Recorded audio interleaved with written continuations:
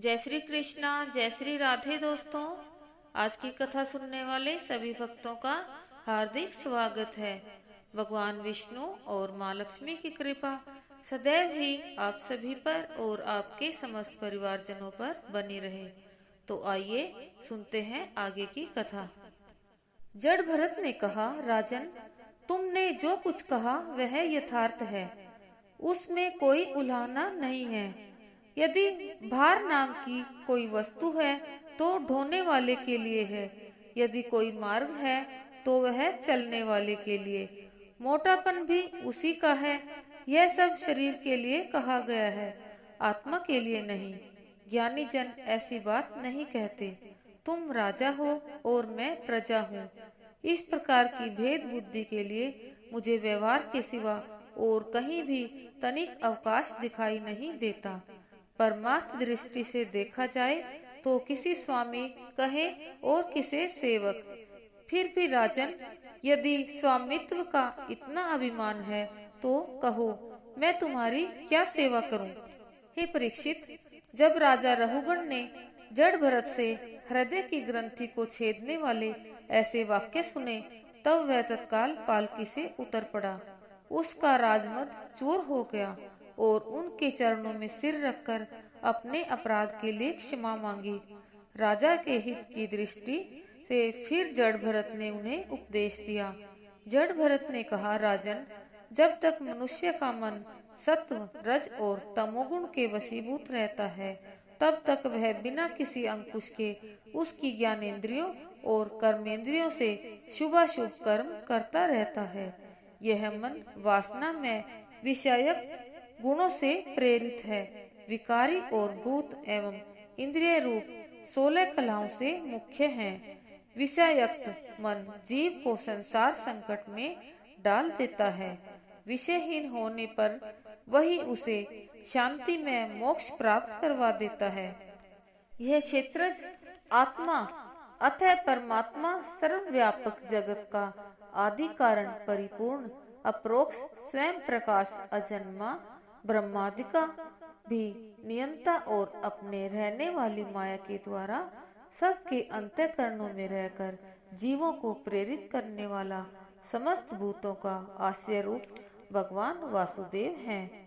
हे राजन, 5 कर्मेंद्रियां, 5 ज्ञानेंद्रियां और एक अहंकार, ये 11 मन की वृत्तियां हैं तथा 5 प्रकार के कर्म, 5 तन्मात्र और एक शरीर, ये 11 उसके आधारभूत विषय कहे गए हैं। गंध, रूप, स्पर्श, रस और शब्द, ये 5 ज्ञानेंद्रिय के विषय हैं। मल त्याग, संभोग, गमन, भाषण और लेना देना आदि, ये 5 कर्मेंद्रिय के विषय हैं तथा शरीर को यह मेरा है इस प्रकार स्वीकार करना अहंकार का विषय है। कुछ लोग अहंकार को 12वीं वृत्ति और उसके आश्रय शरीर को 12वां विषय मानते हैं। ये मन की 11 वृत्तियां कर्म और काल के द्वारा करोड़ों भेदों में परिणत हो जाती है, किंतु इसकी सत्ता क्षेत्रज आत्मा की सत्ता से ही है, स्वतः या परस्पर नहीं है।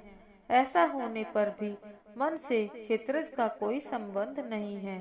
यह क्षेत्रज परमात्मा सर्वव्यापक जगत का आदि कारण परिपूर्ण उपरोक्ष स्वयं प्रकाश अजन्मा ब्रह्मादि का भी नियंता और अपने अधीन रहने वाली माया के द्वारा सबके अंतःकरण में रहकर जीवों को प्रेरित करने वाला समस्त भूतों का आश्रय रूप भगवान वासुदेव हैं। हे राजन, जब तक वह आत्मा के उपाधि रूप मन को संसार दुख का क्षेत्र नहीं समझता, तब तक वह इस लोक में यूं ही भटकता रहता है। यह मन ही तुम्हारा बड़ा बलवान शत्रु है। तुम सावधान होकर गुरु एवं श्री हरि के चरणों की उपासना के अस्त्र से इसे मार डालो। तब राजा रहुगण ने कहा, हे भगवान, मैं आपको नमस्कार करता हूँ। आपने जगत का उद्धार करने के लिए ही यह देह धारण की है। हे योगेश्वर, अपने परमानंदमय स्वरूप का अनुभव करके आप इस स्थूल शरीर से उदासीन हो गए हैं तथा एक जड़ ब्राह्मण के वेश से अपने नित्य ज्ञान में स्वरूप को जन साधारण की दृष्टि से ओझल किए हुए हैं, मैं आपको नमस्कार करता हूँ। श्री सुखदेव जी कहते हैं, परीक्षित, राजा रहुगण के प्रश्न करने पर जड़ भरत ने भवाटवी के वर्णन के माध्यम से उसका संशय नाश किया। श्री सुखदेव जी कहते हैं, परीक्षित, राजा रहुगण के प्रश्न करने पर जड़ भरत ने भवाटवी के वर्णन के माध्यम से उसका संशय नाश किया। जड़ भरत कहते हैं, राजन, संसार वन में रहने वाले उसके कुटुंबी जो नाम से तो स्त्री पुत्र आदि कहे जाते हैं, किंतु कर्म जिनके साक्षात भेड़ियों और गीदड़ों के समान होते हैं, उस अर्थ लोलुप कुटुंबी के धन को उसकी इच्छा न रहने पर भी उसके देखते देखते छीन लेते हैं। हे परीक्षित, इस प्रकार जड़ भरत का राजा रहुगण के साथ बुद्धि को आनंद प्रदान करने वाला अद्भुत संवाद हुआ था।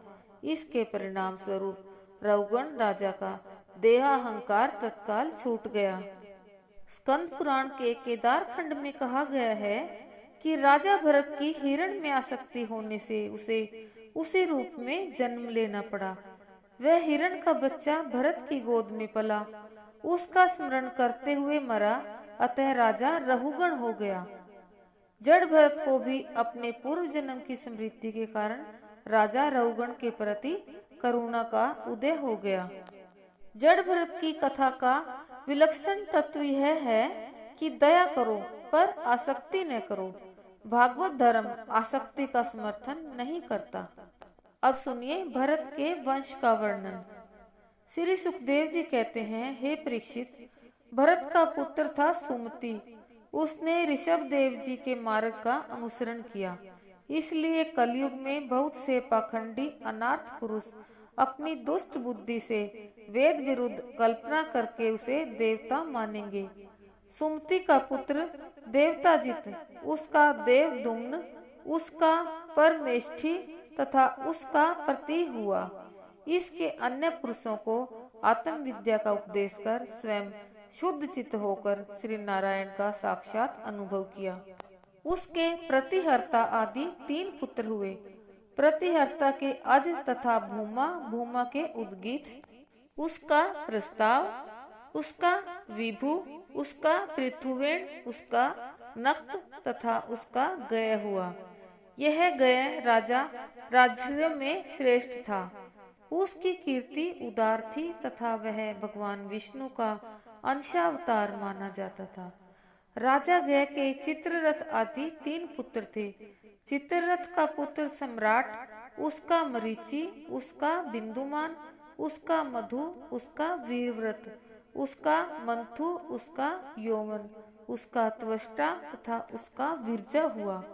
विरजा के शतजीत आदि 100 पुत्र और 1 कन्या हुई। विरजा के विषय में यह श्लोक प्रसिद्ध है, जिस प्रकार भगवान विष्णु देवताओं की शोभा बढ़ाते हैं, उसी प्रकार इस प्रियव्रत वंश को इसमें सबसे पीछे उत्पन्न हुआ राजा विरजा ने अपने सुयश से विभूषित किया था। परीक्षित के कहने पर श्री सुखदेव जी ने भुवन कोश के विस्तार का वर्णन किया। श्री सुखदेव जी कहते हैं, राजन, यह जम्बूद्वीप जिसमें हम रहते हैं, भूमंडल रूप कमल के कोश स्थानीय जो 7 द्वीप हैं, नाम जम्बू, पलक्ष, शालमली, कुशी, कौंच, शाक और पुष्कर। इसका विस्तार 1 लाख योजन है और यह कमल पत्र के समान गोलाकार है। इसमें 9000 योजन वाले 9 वर्ष हैं, जो इनकी सीमाओं का विभाग करने वाले 8 पर्वतों से बटे हुए हैं। 9 वर्षों के नाम हैं। आग्नेयग्र के पुत्रों के नाम से नाभि, किमपुरुष, हरिवर्ष, इलावृत, रम्यक, हरिण्यक, कुरुभद्राश्व और केतुमाल। नाभि के नाम से जो वर्ष हैं, वही उनके पुत्र भरत के नाम से भारतवर्ष कहलाया। भारतवर्ष के अतिरिक्त पृथ्वी पर दूसरे भाग स्थूल नहीं हैं। जितने देश अथवा द्वीप उपलब्ध होते हैं, वे सब भारतवर्ष के ही अंतर्गत हैं। वर्तमान काल में एशिया, अमेरिका, यूरोप, अफ्रीका आदि उनका नाम हो गया है, किंतु हैं वे सब भारतवर्ष के ही प्रदेश विशेष हैं। उनके नाम विष्णु पुराण में गिनाए गए हैं। भारतवर्ष के 9 भाग इंद्रद्वीप, कसेरु, ताम्रपर्ण, गभस्तिमान, नागद्वीप, सौम्य, गांधर्व और वारुण तथा भारत द्वीप, इन सब वर्षों में भारतवर्ष ही कर्म भूमि है। शेष 8 वर्ष तो स्वर्गवासी पुरुषों के स्वर्ग भोग से बचे हुए पुण्यों के भोगने के स्थान हैं। वहाँ के देवतुल्य मनुष्यों की गणना के अनुसार 10,000 वर्षों की आयु होती है। श्री सुखदेव जी कहते हैं, परीक्षित, जब राजा बलि की यज्ञशाला में साक्षात भगवान विष्णु ने त्रिलोकी को नापने के लिए अपना पैर फैलाया, तब उनके बाएं पैर के अंगूठे के नख से ब्रह्मांड का ऊपर का भाग फट गया था। उस छिद्र में होकर जो ब्रह्मांड से बाहर जल की धारा आई, वह उस चरण कमल को धोने से उसमें लगी हुई केसर के मिलने से लाल हो गई। उस निर्मल धारा का स्पर्श होते ही संसार के सारे पाप नष्ट हो जाते हैं, किंतु यह सर्वदा निर्मल ही रहती है। पहले उसे भगवत पदी ही कहते थे। वह धारा जब हजारों युग बीतने पर दूरलोक में उतरी, जिसे विष्णु पद कहते हैं, इसके पश्चात आत्मनिष्ठ सप्त ऋषिगण इसे आदर पूर्वक अपने जटा जूट पर वैसे ही धारण करते हैं जैसे मुमुक्षु जन प्राप्त हुई मुक्ति को। वहाँ से गंगा जी करोड़ों विमानों से घिरे हुए आकाश में होकर उतरती है और चंद्रमंडल को आप्लावित करती सुमेरु के शिखर पर ब्रह्मपुरी में गिरती है। वहाँ से सीता अलकनंदा ब्रह्मपुरी से दक्षिण की ओर गिरकर अनेकों पर्वतों को लांघती हुई हेमकूट पर्वत पर पहुँचती है। वहाँ से अत्यंत ही तीव्र वेग से हिमालय के शिखरों को चीरती हुई भारतवर्ष में आती है। श्री सुखदेव जी कहते हैं, राजन, इलावृत वर्ष में एकमात्र भगवान शंकर ही पुरुष हैं। पार्वती जी के शाप से वहाँ जो भी जाता है वह स्त्री हो जाता है। वहाँ अनेकों पार्वती एवं अनेकों दासियों से सेवित भगवान शंकर परम पुरुष परमात्मा की वासुदेव, प्रद्युम्न, अनिरुद्ध और संकर्षण संज्ञक चतुर्व्यूह मूर्तियों में से अपनी कारुण रूपा संकर्षण नाम की तमह प्रधान चौथी मूर्ति का ध्यान स्थित मनोमय विग्रह के रूप में चिंतन करते हैं। आज की कथा यहीं संपूर्ण होती है। बोलिए विष्णु भगवान की जय। बोलिए श्रीमद् भागवत महापुराण की जय। बोलिए सुखदेव जी महाराज की जय। आइए अब करते हैं श्रीमद् भागवत की आरती। श्री भागवत भगवान की है आरती, पापियों को पाप से है तारती। श्री भागवत भगवान की है आरती, पापियों को पाप से है तारती। ये अमर ग्रंथ, ये मुक्ति पंथ, ये पंचम वेद निराला, नव ज्योति जलाने वाला। हरि नाम यही, हरि धाम यही, यही जग मंगल की आरती। पापियों को पाप से है तारती। श्री भागवत भगवान की है आरती, पापियों को पाप से है तारती। ये शांति गीत पावन पुनीत, पापों को मिटाने वाला, हरि दर्श दिखाने वाला। यह सुख करनी, यह दुख हरनी, श्री मधुसूदन की आरती। पापियों को पाप से है तारती। श्री भागवत भगवान की है आरती, पापियों को पाप से है तारती।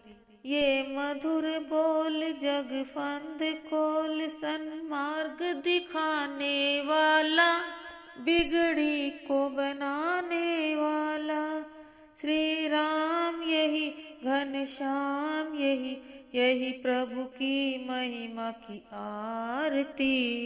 पापियों को पाप से है तारती श्री भागवत भगवान की है आरती। पापियों को पाप से है तारती श्री भागवत भगवान की है आरती। पापियों को पाप से है तारती पापियों को पाप से है तारती। आज की कथा कैसी लगी कमेंट बॉक्स में ज़रूर लिखें। श्री राधे राधे, जय जय श्री राधे।